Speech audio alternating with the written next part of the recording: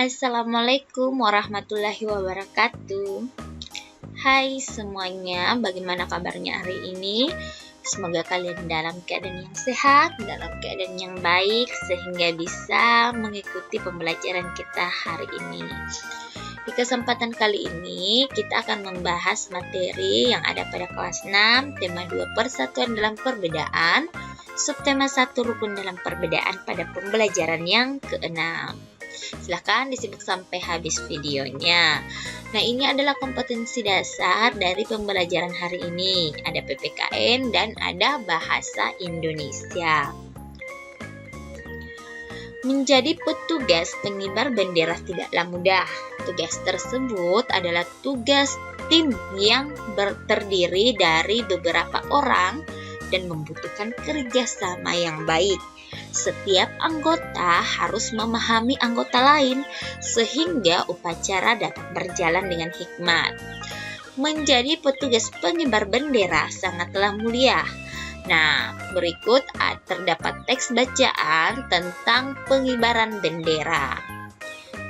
Judulnya adalah Pengibaran Sang Saka Merah Putih.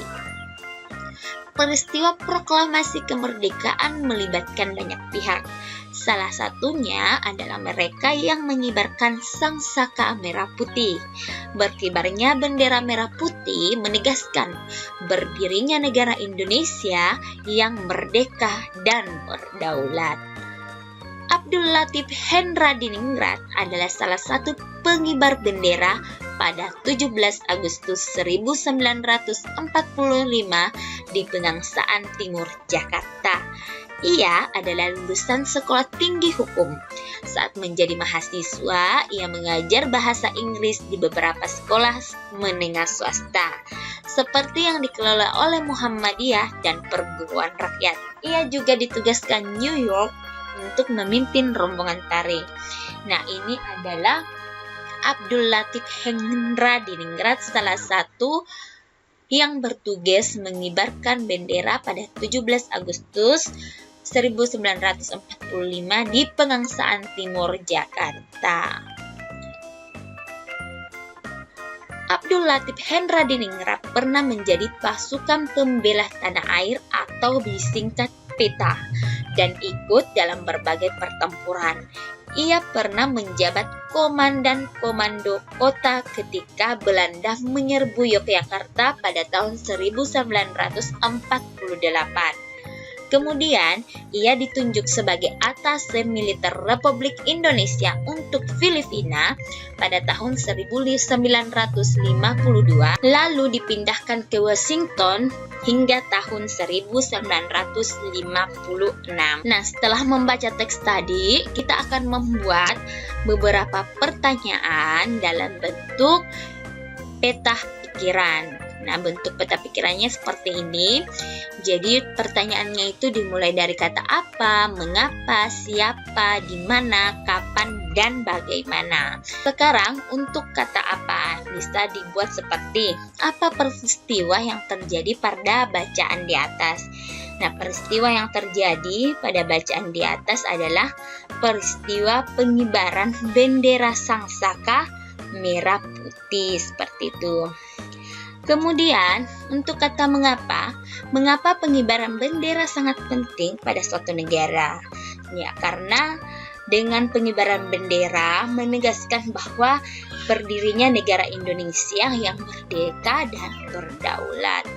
Kemudian, siapa nama yang mengibarkan bendera pada bacaan di atas? Yang mengibarkan bendera pada bacaan di atas adalah Abdul Latif Hendradiningrat. Kemudian di mana pengibaran bendera dilaksanakan? Pengibaran bendera dilaksanakan di Jalan Pegangsaan Timur, Jakarta. Kemudian kapan terjadinya pengibaran bendera? Pengibaran bendera terjadi pada tanggal 17 Agustus 1945. Kemudian, bagaimana kehidupan pendidikan Abdul Latif Hendradiningrat? Jadi, Abdul Latif Hendradiningrat ini, kehidupan pendidikannya adalah dia seorang lulusan sekolah tinggi hukum. Nah, pada saat menjadi mahasiswa, dia ini mengajar bahasa Inggris di beberapa sekolah menengah swasta, seperti yang dikelola oleh Muhammadiyah dan perguruan rakyatnya. Jadi ini adalah beberapa pertanyaan yang dimulai dari kata apa, mengapa, siapa, mana, kapan, dan bagaimana. Mengibarkan bendera merah putih merupakan salah satu wujud dari menjaga persatuan. Untuk melakukannya dibutuhkan kerukunan dari anggota petugasnya. Jadi pada saat mengibarkan bendera putih, kita harus bekerja sama. Persatuan dibutuhkan pada saat tersebut. Nah, untuk apa? Untuk menjaga kelancaran pengibaran bendera merah putih. Kamu sudah belajar tentang pentingnya hidup rukun dalam persatuan. Sekarang kita bisa menuliskan 3 contoh wujud persatuan dan membuat rencana untuk mewujudkannya dalam kegiatan di kelas kita. Dan serta kita juga bisa menulis manfaatnya. Nah, contohnya di sini yaitu yang pertama, bersatu dalam melaksanakan piket kelas. Manfaatnya itu misalnya agar kelas kita menjadi bersih. Kemudian yang kedua, bersatu dalam berdiskusi kelompok. Manfaatnya misalnya agar kegiatan diskusi menjadi lancar. Kemudian yang ketiga, bersatu dalam gotong royong. Manfaatnya misalnya agar sekolah menjadi bersih. Jadi seperti itu contohnya ya. Kalian bisa menuliskan 3 contoh wujud persatuan yang lainnya. Demikianlah pembelajaran kita hari ini. Semoga kalian bisa mengerti, semoga kalian bisa pahami.